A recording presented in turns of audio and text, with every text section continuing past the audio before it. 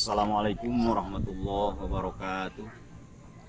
Bismillah, alhamdulillah, wassalatu wassalamu ala rasulillah Sayyidina Muhammad ibn Abdillah wa ala alihi wa sahbihi wa man tabi'ahu ila yaumil qiyamah. Amma ba'd. Alhamdulillah wa syukurillah, puji dan syukur kita panjatkan kehadirat Allah Rabbul Ghafur. Salawat dan salam semoga tercurah limpahkan kehadirat junjungan kita Nabi besar Muhammad sallallahu alaihi wasallam. Alhamdulillah wa syukur ala ni'amillah, di kesempatan petang hari ini menjelang waktu maghrib kita bisa sedikit memanfaatkan kondisi situasi dengan mengaji. Meskipun memang mungkin waktu yang sesingkat-singkatnya, mudah-mudahan waktu yang sesingkat-singkatnya ini bisa diambil manfaatnya. Dalam bahasan pada kesempatan singkat ini kita akan mencoba mengupas tentang khusyuk dalam sholat. Kenapa? Karena sholat adalah sentral ibadah, pusat ibadah umat muslim. Dalam rukun Islam pun dijadikan yang kedua, pertama syahadat, yang kedua sholat. Syahadat adalah fondasi ataupun dasar asas di dalam Islam. Setelah fondasi kuat, maka di situ ada sholat. Maka dalam Al-Quran, aqimis sholat ataupun yuqimunas sholat, dirikanlah sholat. Ketika kita mendirikan tiang ataupun bangunan, otomatis harus ada fondasi yang kuat dahulu. Nah, di sini kita sekelumit karena yang paling susah dalam sholat itu adalah khusyuk dalam sholat. Nah, di sini ulama memberikan kriteria apa-apa saja syarat yang menunjang agar sholat kita bisa khusyuk. Itu banyak, ulama banyak memberikan solusi, memberikan pendapat, memberikan jalan bagaimana cara agar kita sholat khusyuk. Nah, diantaranya di sini ada 8 kriteria, 8 perkara untuk menunjang kesempurnaan sekaligus kekhusyukan sholat. Jadi ketika sholat kita ingin khusyuk, maka ada 8 hal yang harus kita laksanakan. Pertama yaitu disebut husnul qiraat. Husnul qiraat itu apa? Bacaan yang baik, bacaan yang benar. Karena di dalam sholat terdiri dari 3 rukun. Pertama ada rukun qalbi, kedua ada rukun qauli, ketiga ada rukun qalbi. Nah, rukun qauli adalah bacaan. Di situ ada bacaan seperti yang pertama, rukun bacaan qauli adalah Fatihah. Otomatis ketika Fatihahnya tidak sah, tidak benar bacaan Fatihahnya, otomatis rukunnya tidak sah. Ketika rukunnya rusak, tidak sah, maka sholatnya pun jangankan khusyuk, akan tetapi langsung sholatnya tidak sah. Maka ada syarat yang pertama husnul qiraat. Yang kedua tafahum. Ya, tafahum itu apa? Mengerti dari mulai awal sholat sampai akhir sholat. Jadi kalau kita tidak memahami apa itu sholat, apa bacaan sholat, maka gimana hati kita akan khusyuk? Yang kita laksanakan, yang kita baca pun kita tidak mengerti, tidak paham. Maka yang kedua, ulama memberikan solusi, yaitu kita harus memahami apa yang diucapkan dalam sholat, apa yang dilakukan dalam sholat, dan apa yang harus dilakukan ketika sholat. Yang ketiga adalah tartibul arkan, menartibkan rukun dari mulai niat sampai salam. Karena ulama fikih, sholat menurut bahasa adalah sesuatu hal yang diawali dengan takbir, diakhiri dengan salam. Itu kriteria sholat, definisi sholat menurut bahasa. Maka ketika ada rukun dari mulai rukun yang pertama, ada yang 15, ada yang 17, otomatis harus tartib bersusun dari mulai 1 sampai sekian, sampai selesai. Yang ketiga, yang keempat adalah hudurul qalbi. Ini yang akan kita bahas. Jadi hadirnya hati alias khusyuk itu jadi sebuah syarat, bukan syarat sholat. Karena di dalam fikih tidak dibahas khusyuk ataupun tidak khusyuk, sah-sah saja sholat.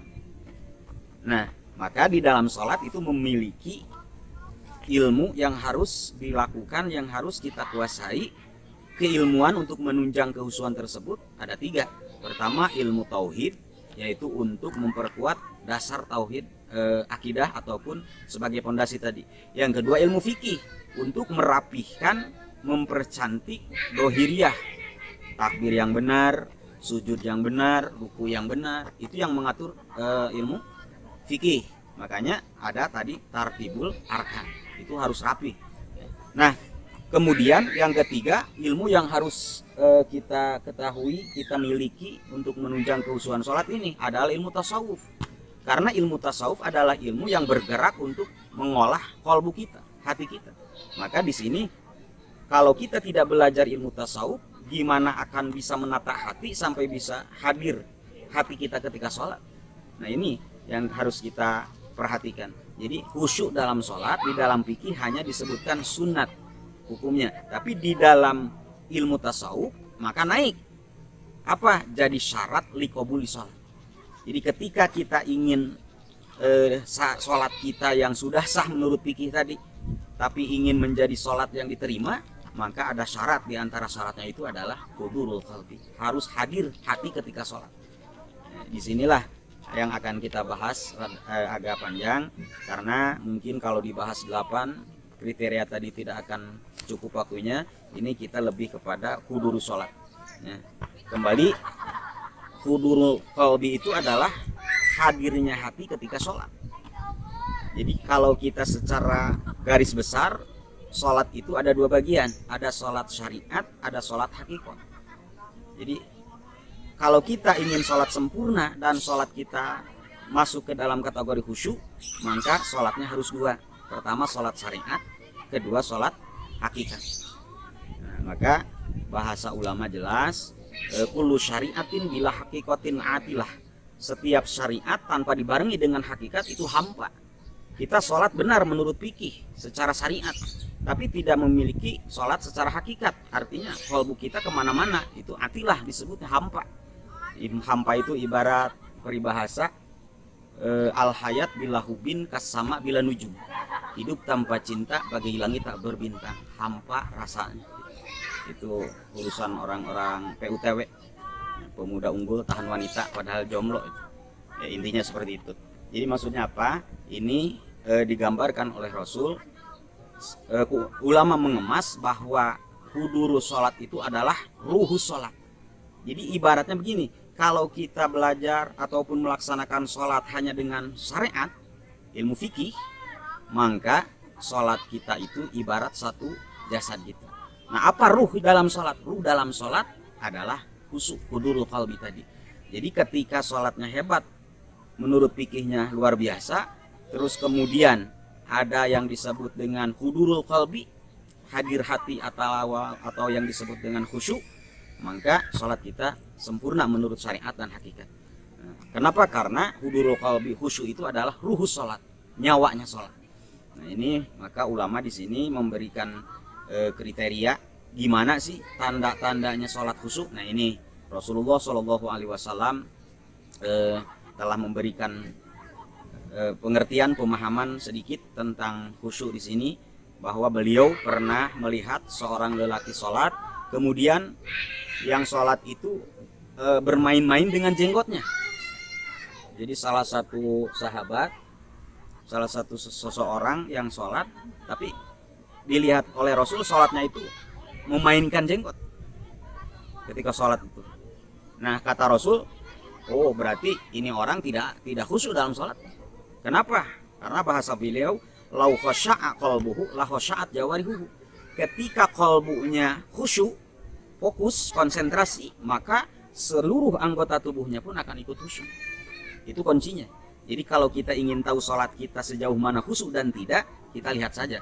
Kalau misalkan kita sholat sambil garuk-garuk, pantat digaruk, main kemana-mana, mata kesana kemari, pendengaran banyak ngasuh, kemudian bergerak-gerak apa yang dimainkan, kadang-kadang yang tidak perlu pun, itu berarti tanda sholat kita tidak khusyuk. Karena kata Rasul, lau khasya'a, ketika khusyuk apa kolbunya, maka la khasyaat jawarihuku. Ketika kolbunya sudah bisa khusyuk, maka anggota tubuhnya pun ikut khusyuk. Nah itu. Nah di sini sebahagian ulama ahli tasawuf memberikan 3 kriteria kepada kita. Pertama, syarat-syaratnya sholat, agar sholat kita khusyuk itu ada tahapan-tahapan. ada kriteria. Pertama adalah tadi hudurul qalbi. Nah, paman atas sholat bila huduril qalbi fahuwa musallun lahun. Ketika kita melaksanakan sholat tapi tidak ada kehusyuan dalam sholat kita, maka itu sholat kita kategorinya musallun lahun. Sholat kita dianggap lahun. Apa itu lahun? Main-main. Heureuy bahasa Sunda mah. Ya, jadi kalau kita sholat tanpa ada kehadiran hati kita dalam sholat tersebut ataupun tidak ada kehusyuan, maka sholat kita dihitung-hitung sholatnya sholat main-main. Itulah maka kata ulama tadi bahwa hudurus sholat ruhus sholat. Hadir hudurul qalbi ruhus sholat. Hadirnya hati kita disebut khusyuk, itu adalah ruhnya sholat. Kenapa? Karena ketika sholat tidak hadir qalbu kita, maka sholat kita dihitung lalai alias main-main. Kedua, syuhudul akli. Harus konsentrasi otak kita, pikiran kita. Fokus, karena disebut khusyuk itu tarkul ghair li ajlil amal. Fokus pada satu pekerjaan, meninggalkan pekerjaan yang lain, itu khusyuk. Di antaranya, contoh kita makan. Kalau kita makannya khusyuk, itu tidak akan kemana-mana. Fokus aja makan. Nah, kalau kita makannya tidak khusyuk, main HP lah, tarak sana, lirik sini, senggol sana, senggol sini, itu salah satu indikasi makannya tidak khusyuk. Sama, sholat pun seperti itu. Kalau pikiran kita konsentrasi dengan sholat kita, maka itu salah satu penunjang khusyuknya sholat. Nah, sebaliknya kalau tidak ada kehusuan, fokus akal kita, paman ataha bila syuhudil akli bahwa musallun sahun. Ketika kita sholat, pikiran kita tidak konsentrasi, tidak fokus, tidak khusyuk, tidak ikut sholat pikiran kita. Misalkan kita takbir tapi hati kita kemana-mana, maka sholatnya itu di sholat sahun. Apa itu sahun? Lalai, lupa. Ya itulah lalai itu ya supaya lah gitu kalau bahasa Sunda ya. Jadi itu. Yang ketiga harus ada khudu'un nafsi. Apa khudu'un nafsi? Nafsu kita. Nafsu kan banyak diantaranya, nafsu amarah dan sebagainya. Paman ataha bila khudu'un nafsi fahuwa musallun khati'un. Ketika nafsu kita, jiwa dan raga kita tidak ikut sholat, maka dihitung-hitung sholat kita sholat salah. Nah, dari kriteria tersebut, satu lagi ada, yaitu hudu'ul arkan. Tadi yang disebut anggota tubuh pun arkan itu ikut sholat. Ketika takbir, pikiran kita ikut takbir, hati kita ikut takbir. Nah, ketika pikiran kita fokus pada sholat kita, kalau kita takbir, pikiran takbir, kolbu takbir, kemudian nafsu kita pun ikut, cuman anggota tubuh kita main-main, tidak tentu arah. Misal kita membaca Fatihah, rukun, main-main tangan kita, arkan itu, atau kaki kita garuk-garuk, senggol sana, senggol sini, itu disebutnya musallun khati'un. Bahkan kalau anggota pun tidak ikut sholat, maka disebutnya musallun jafun, sholatnya ibarat bangkai.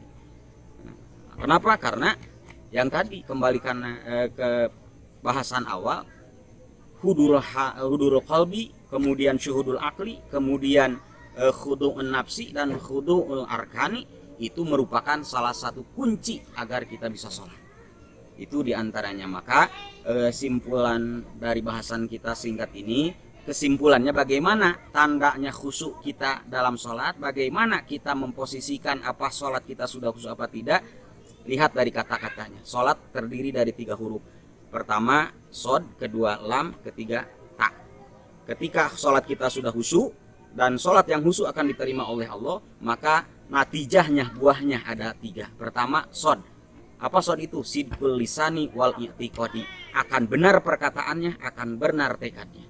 Jadi orang-orang yang sudah benar sholatnya dan sudah bisa khusyuk dalam sholatnya, maka sholatnya sampai kepada Allah yang disebut dengan sholat yang sempurna, ada dalam penerimaan Allah. Maka buah yang pertama, lisannya, bicaranya akan jujur, akan benar selalu, dan kemudian i'tiqadnya pun akan benar. Yang kedua lam. Lam itu apa? Lainul qalbi. Hatinya itu lembut. Ruhama ubainahum. Kalau dalam Al-Quran, Rasul dan para sahabat-sahabatnya itu ruhama ubainahum sifatnya. Memiliki rasa kasih sayang kepada makhluk-makhluk Allah. Jangankan manusia, pada binatang pun penuh rasa kasih. Nah, kemudian orang yang sudah bisa khusyuk dan sholatnya diterima oleh Allah, tandanya diantaranya itu lainul qalbi. Hatinya akan lembut. Lihat siapa? contoh Rasulullah Shallallahu Alaihi Wasallam. Beliau salah satu orang yang sholatnya hebat, yang khusyuk, yang diterima oleh Allah, maka hatinya pun sudah jelas beliau punya hati yang sangat lembut. Yang ketiga, tarkul ma'asi, mampu meninggalkan ataupun meminimalisir maksiat dan salah dan dosa.